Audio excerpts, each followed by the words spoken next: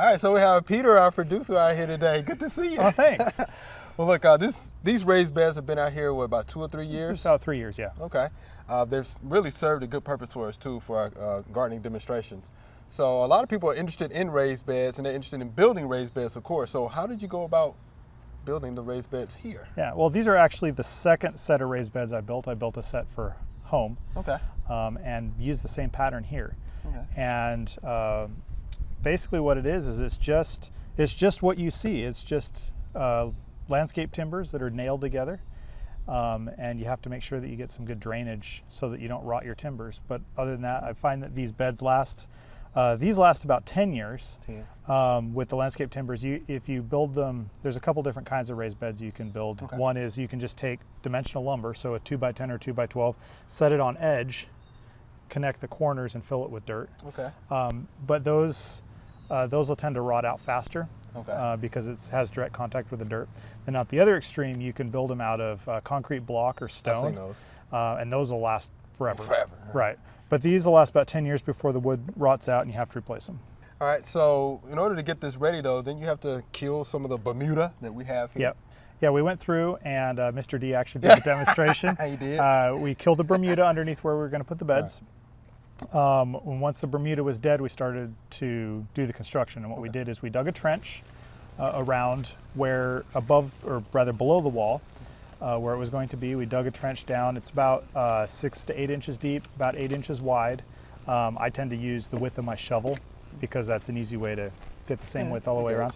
So anyway, you do the trench, and then when you're done with that, you take landscape fabric and line the trench with landscape fabric. You don't want to cut it narrower so it just lines the trench. You want to have all the extra and put the extra to the inside. You're going to use that later. And then you take the landscape fabric, the trench with landscape fabric in it, you put gravel on top of that, about 4 inches of gravel.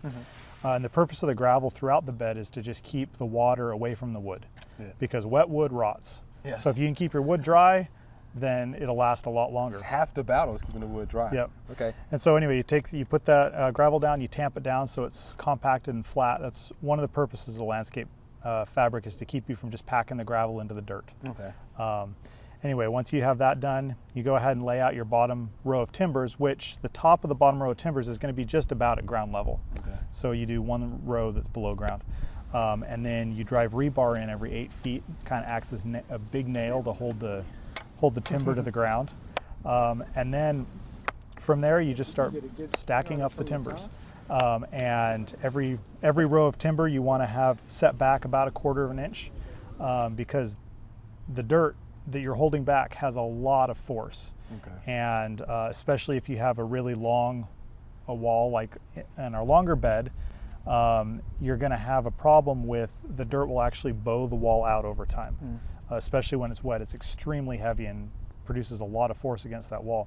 So one of the things you want to do if you have a longer wall is you need to anchor that wall in the middle somehow. And with our larger bed, we actually tied the 2 walls together. We have a timber that runs under the ground from one side to the other on the second row of timbers, and so that'll keep it from bowing out.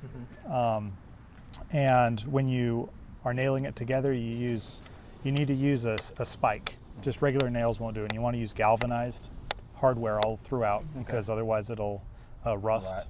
And you want your spike to be long enough that it has to be able to go through the board that you're nailing, through the next board, and into the board underneath that. So we used, I can't remember, somewhere around 8-inch spikes, and a spike every 2 to 4 feet, depending on what you have. And you just keep building it up. I like to keep, as I'm going through the wood and picking the wood for the next course of timbers, I always look, if I find a really nice piece of wood, I set it aside, and then I use that for the top to make it look the best. So let me ask you this though. Yeah. So somebody's probably thinking that's a lot of hard work, isn't it? It is. Yeah. to build the 3 beds that we did, there were 3 of us working on it, and we didn't. We probably had a couple hours a day that we could work between our other responsibilities here at the station, but it took us probably 2 weeks to build them. Wow. Okay. About 2 weeks. About 2 weeks. Yeah. Right. Now, before you dig a trench, of course, you have to call 811, right? You want folks to do that. Yes, we did that here, and the 811 guy came out. We have, because of where we are here, there's a lot of high voltage electrical and just television signal cables that are running around under the ground here, and we just wanted to know where they all were. because you know, the worst thing that could happen is we're driving that rebar 4 feet into the ground and we hit a high voltage line.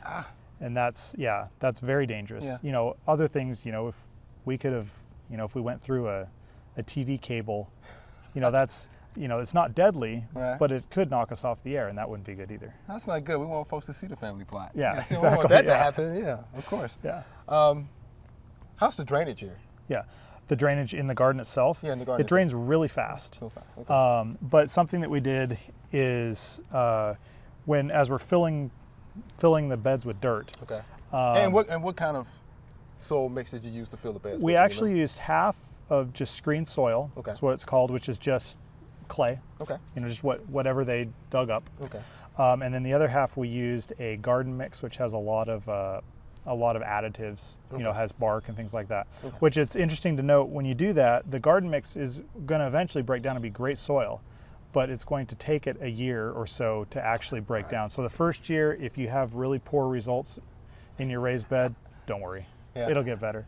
But what we did is, as we were adding the soil, that's where all the extra landscape fabric comes in handy. Okay. Is what you do is you take the landscape fabric, you fold it up against the timbers, and then you put maybe an inch or two of gravel just inside the timbers, and then you have the landscape fabric, and then you have all your soil. Okay. And so the landscape fabric keeps the soil from getting into the gravel just lets it all drain.